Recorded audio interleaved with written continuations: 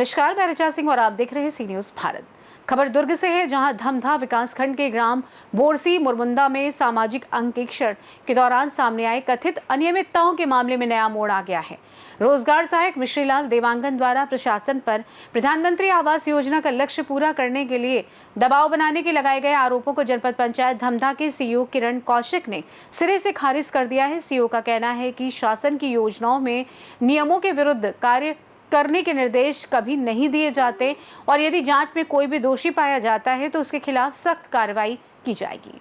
आपको बता दें कि सामाजिक अंकेक्षण के दौरान प्रधानमंत्री आवास योजना और मनरेगा से जुड़े भुगतान, जॉब कार्ड तथा मजदूरी राशि को लेकर कई शिकायतें सामने आई थी। इसी बीच रोजगार सहायक मिश्रीलाल देवांगन ने मीडिया से बातचीत में आरोप लगाया था कि आवास योजना का लक्ष्य जल्द पूरा करने के लिए उन पर प्रशासनिक दबाव बनाया गया। मिश्रीलाल साहू, बोरसी ग्राम रोजगार सहायक। सर, प्रधानमंत्री आवास के जो हितग्राही हैं उनका प्लिंथ लेवल करने के बाद में प्रशासनिक स्तर में प्रेशर आया कि तत्काल 1 सप्ताह में पूरा 90 दिवस का मस्टोल जनरेट करें। हमने हितग्राही से डिमांड किया, आप लोग तत्काल 6-7 जॉब कार्ड का अवेलेबल कराइए और मस्टोल निकलेगा करके। तो कुछ लोग अवेलेबल कराए, कुछ लोग नहीं अवेलेबल करा पाए।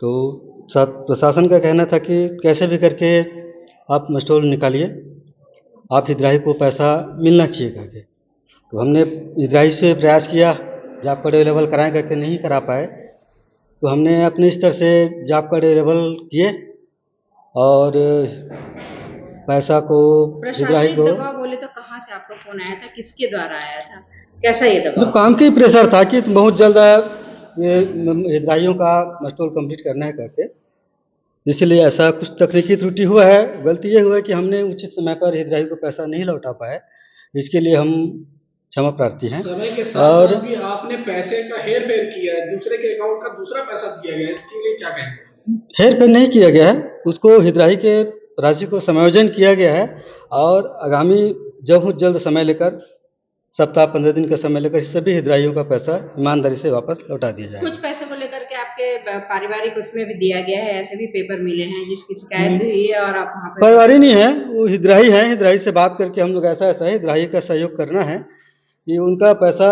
लैप्स न हो पाए भाई, क्योंकि हमको भी प्रेशर बार बार पड़ रहा है कि जल्दी जॉब कार्ड अवेलेबल करा के हितग्राही का पैसा दूसरे हितग्राही को देना क्या उचित है? हितग्राही का दूसरे को नहीं दिए सर, उसको समायोजन किए हैं, उस पैसे को हितग्राही को मिलेगा और बहुत जल्द उसको दिलाएंगे। समायोजन किस तरीके का समायोजन है, जो कि ऐसा प्रावधान तो है? हितग्राही क्या है, जॉब कार्ड अवेलेबल नहीं कराया और जॉब कार्ड के माध्यम से ही राशि दिया जाना है, तो अन्य हितग्राही के जॉब कार्ड का समायोजन करके उनको राशि दिलाएगा। लगभग ये राशि कितने की होगी? अभी मैडम लोग बताएंगे। जो कि राशि आपके द्वारा हरण की गई, आपके द्वारा हरण मेरे द्वारा नहीं किया है, हरण जॉब कार्ड के हितग्राही खाते में किया है।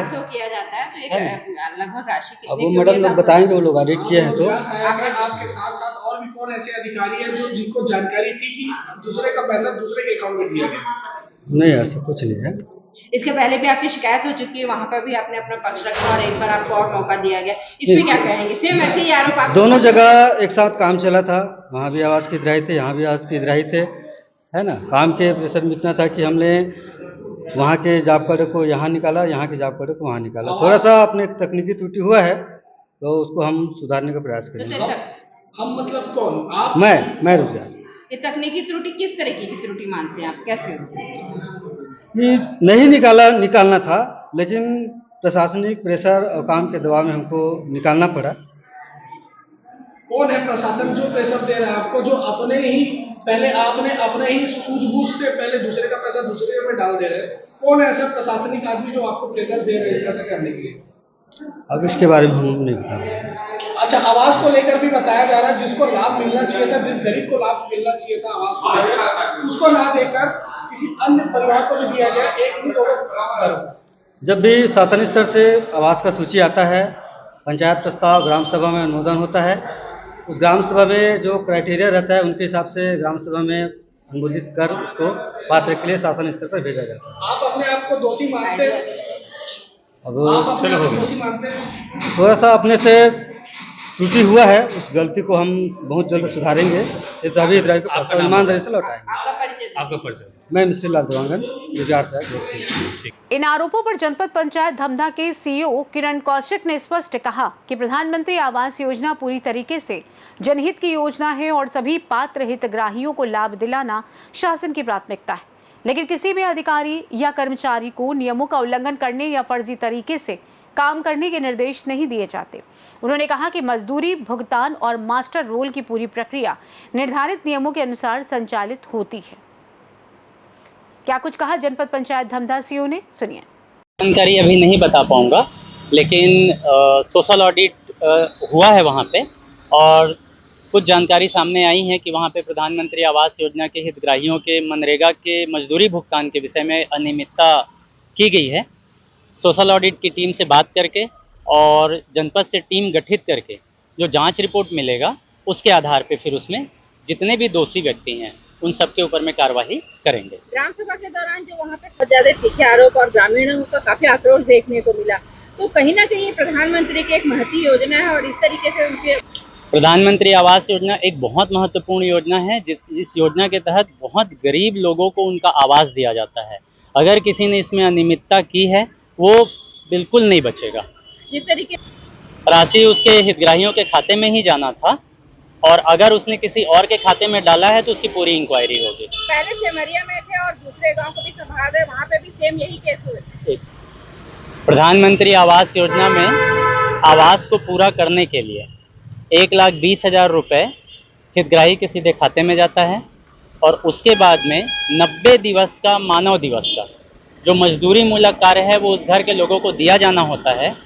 अगर पहले दिन से लेकर के उसके मकान के पूरे होने तक का अगर 90 दिवस का मास्टर रोल निकाला जाएगा तो बिना किसी तनाव और बिना किसी दबाव के मकान पूरा होने से पहले हितग्राही को 90 दिवस का मजदूरी दिया जा सकता है। इसमें किसी तरह के दबाव और तनाव की जरूरत नहीं है और ये मतलब सभी रोजगार सहायक और सभी सचिवों को मालूम है ये बात। ये तकनीकी जो भी प्रॉब्लम आई है, ऐसा कैसे हो सकता है कि एक का पेमेंट दूसरे का पेमेंट में चला जाए, नाम किसी और का दूसरे के पेमेंट को दूसरे के खाते में भेजा जाए? किस तरह तकनीकी फॉल्ट आ सकता है? नहीं, ये तकनीकी फॉल्ट नहीं होगा।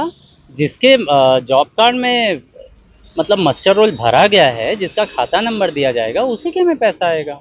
इस मामले में भी उनका ये कहना है कि उनको जो शासन के द्वारा टारगेट पूरा करना था, इसीलिए मास्टर रोड का उनको जो भी अवेलेबल था वो किया जाए, वैसा वो कह रहे हैं। टारगेट उनको पहले दिन से रहता है, जिस दिन हितग्राही का मकान बनना शुरू होता है उसी दिन हितग्राही के नाम पे उसको मास्टर रोल जारी करना रहता है। सेम उनकी पहले भी शिकायत हो चुकी थी इन्हीं सब बातों को लेकर के, फिर दोबारा उनको दूसरे गाँव का भी वही दिया जाता है, फिर वहीं जा करके वो कर रहे हैं सेम गड़बड़, पूरी वित्तीय अनियमितता कर रहे हैं। तो कैसे उनके हौसले बुलंद हुए होंगे, कैसे? क्योंकि एक गलती करने के बाद फिर उनको वाले शिकायत की तो जानकारी नहीं है मैडम मुझे, लेकिन अभी जो शिकायत आया है उसमें हमने जनपद से जांच टीम गठित कर दी है।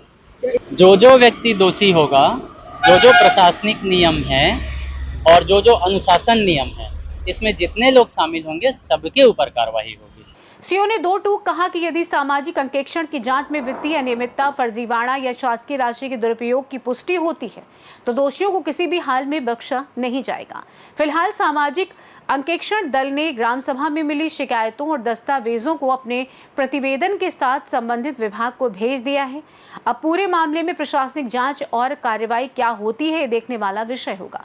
दुर्ग से सी न्यूज संवाददाता धर्मेंद्र की रिपोर्ट। फिलहाल के लिए इस खास रिपोर्ट में बस इतना ही। देश दुनिया की तमाम बड़ी खबरों को जानने के लिए बने रहिए सी न्यूज भारत के साथ। हर खबर आपके साथ, आपके हाथ।